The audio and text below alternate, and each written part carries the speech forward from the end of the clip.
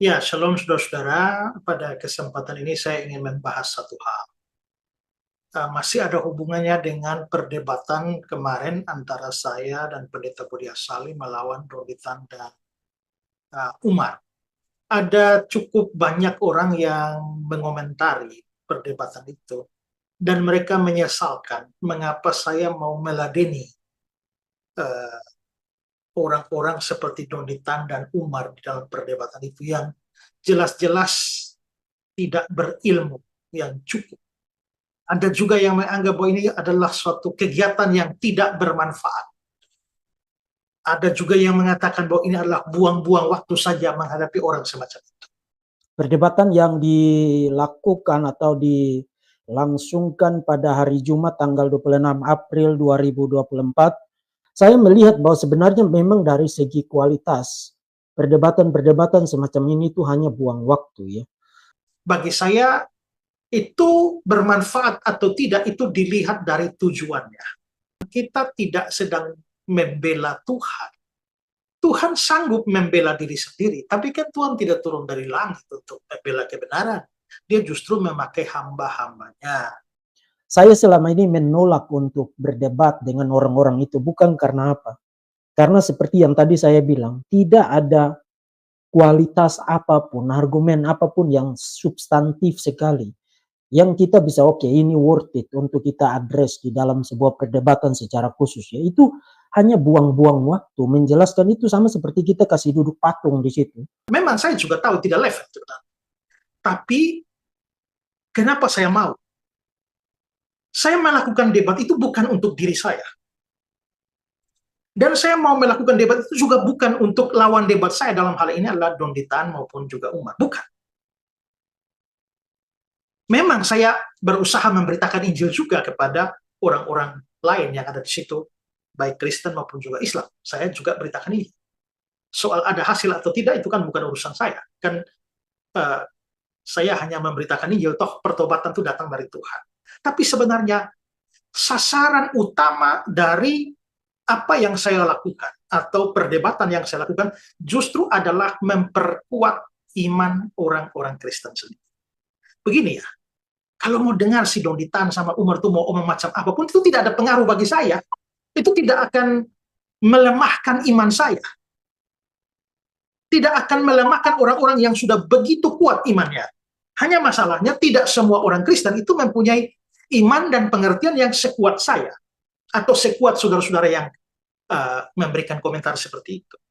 Ada juga pihak Kristen yang begitu lemah di dalam pemahaman sampai mereka sangat mudah dipengaruhi oleh pemahaman-pemahaman yang sebenarnya pemahaman sampah ya dari Allah, Donitan dan Umar itu. Tapi ternyata pemahaman sampah semacam itu juga bisa mempengaruhi orang Kristen yang tidak terdidik. Dan itu bisa menyebabkan mereka menjadi ragu akan iman. Maka sebenarnya salah satu tujuan apologetika itu adalah membawa keyakinan kepada orang Kristen terhadap apa yang dia percayai. Nah, kalau model-model sampah seperti ini terus disebarkan, nah, lalu kita yang mengerti semua akhirnya tidak mau menanggapi orang bodoh, biarkan saja. Tapi ingat bahwa ada orang-orang Kristen awam yang sangat awam, ya, yang bisa jadi juga sedang berada di dalam pergumulan dan goncangan. Akhirnya, ya, dia bisa beralih. Ingat ya, saya pernah ada orang yang ngomong ke saya, Pak, saya lagi mempertimbangkan untuk jadi mualaf karena pengaruh dari pacar saya. Tapi begitu melihat debatnya Bapak, saya diyakinkan kembali dan saya tidak akan jadi mualaf, mau putus-putus. Nah, itu kan semacam itu.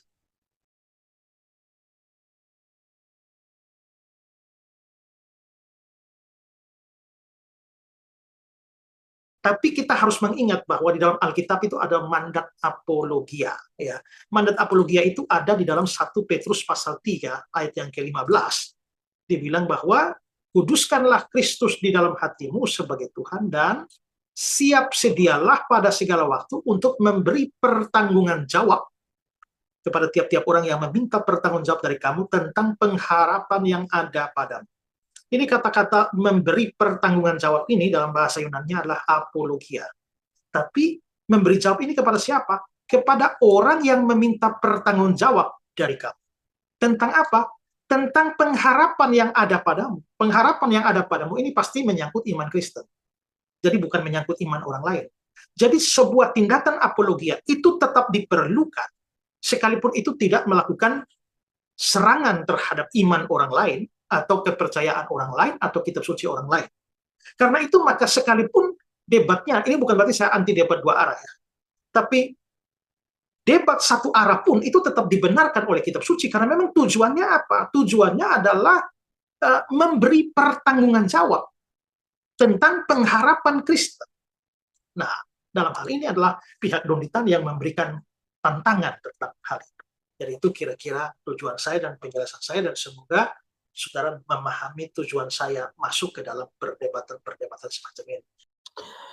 Saya belum melihat sama sekali ada kualitas itu. Jadi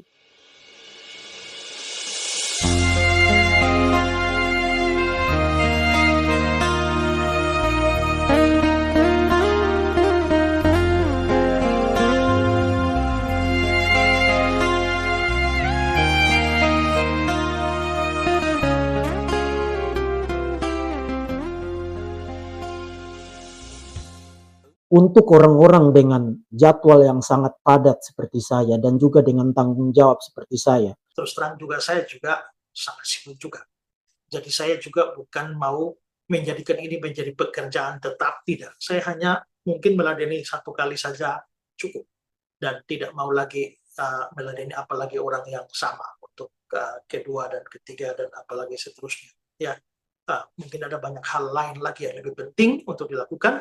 Tapi yang penting apa yang bisa saya lakukan dalam debat kemarin sudah saya lakukan, maupun juga di dalam debat yang akan datang. Ya, begitu saja, dan saya juga mau terima kasih untuk semua saudara Kristen yang telah memberi komentar tentang hal itu. Ya, saya menyambut dengan berbesar hati setiap masukan saudara.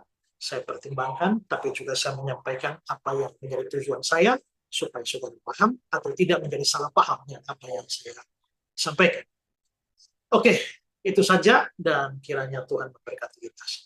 Shalom.